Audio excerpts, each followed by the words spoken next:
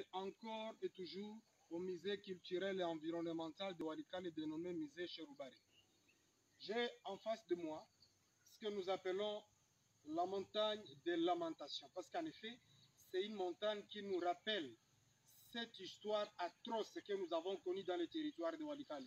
Et donc, toutes les fois que nous nous rappellerons de cette histoire, eh ben, nous allons devoir nous présenter devant cette montagne. Il s'agit par exemple de certains événements que nous avons connus. Entre 1875 et 1900, nous assistons à l'avènement de la traite négrière, une traite menée par les Arabes avec les arabisés. Cette traite négrière sera suivie par la colonisation belge à partir de 1900, parce que c'est en 1901 que le poste d'État de Walikale sera installé ici à Walikale Centre. Et pendant tout ce temps que nous avons été sous la traite négrière, eh ben, nos parents, nos grands-parents, nos aïeux ont été soumis à des traitements atroces. Mais quand les colons belges arrivent, ils commencent une bataille contre les arabisés et les arabes. Les premières victimes, c'est encore nos aïeux, nos ancêtres.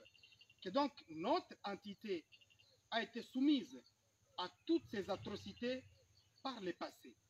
Mais déjà, après l'installation du colon belge, à partir de 1901, nous allons assister à une première résistance locale. C'est en 1909, c'est la résistance du phénomène Cherubari, entre 1909 et 1910.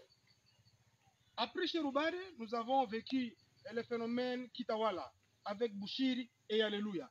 Et pendant tous ces mouvements de résistance, en tout cas, nos populations ici ont été emportées, nos populations ici ont été massacrées par les colons et par les arabisés, comme je viens de le souligner. Mais après Bushiri et Alléluia de Kitawala, nous avons assisté à la révolte aussi locale d'un certain Ngiko. Ngiko qui devait venir de Massissi pour le territoire de Walikale, contre les colons belges. Les victimes, encore une fois, ce sont les populations du territoire de Walikale, mais aussi d'autres territoires environnants. Après Ngiko, entre 1914 et 1918, c'est-à-dire la Première Guerre mondiale, nos aïeux ici ont été pris pour le transport des cartouches qui devaient les amener jusque dans les Massissi, dans le Rutshuru, et pour contribuer, pour aider les colons belges dans cette guerre. De même, pour la Deuxième Guerre mondiale, entre 40 et 45, là encore, on va prendre d'autres personnes du territoire de Walikale pour secourir ceux-là qui étaient engagés dans cette Deuxième Guerre mondiale. Mais après ça, nous arrivons en 1960, où encore nous avons connu d'autres atrocités à la suite du départ du colon.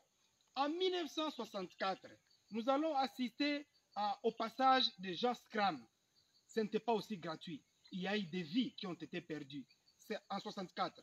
En 1968 également, le passage de la rébellion mouléliste. D'autres victimes encore que nous allons devoir enregistrer. Mais après 1968, nous arrivons jusqu'en 1993 avec les événements de Toto, de Katuko, dans le Wallowa Uroba.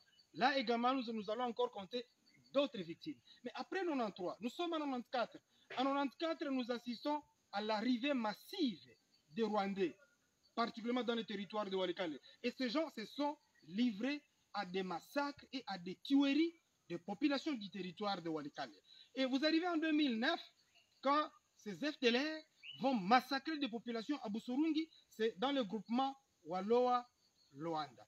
Mais entre 1994 et 2009, nous allons assister à d'autres atrocités, en tout cas commises par les FDLR, un peu partout dans le territoire de Walikale. Je prends Kisimba, Ikobo, Usala, c'est-à-dire sur toute l'étendue du territoire de Walikale, nous allons connaître beaucoup d'atrocités commises par les FDLR. En 2001, c'est le passage du CNDP de Laurent Kunda. C'est à l'occasion qu'on va devoir décapiter le chef de cité, Feu Vava. C'est à cette occasion-là. Mais en 2003, 2004, les FDLR ont continué avec leur activisme.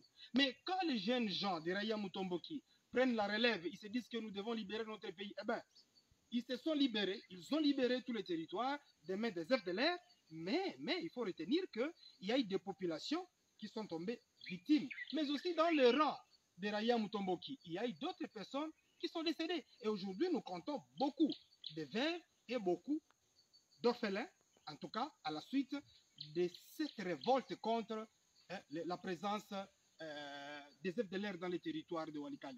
Et depuis tout ce temps, vous devez compter autant d'événements que nous venons de subir, lesquels événements, en tout cas, créent beaucoup trop de pertes et de vies humaines dans la communauté du territoire de Walikale. Et nous avons cru que lorsque vous arriverez par ici, en tout cas, c'est ça, la montagne de lamentation, que donc pour se souvenir de tout ce que nous avons connu par le passé des mauvais, venez ici à la montagne de lamentation.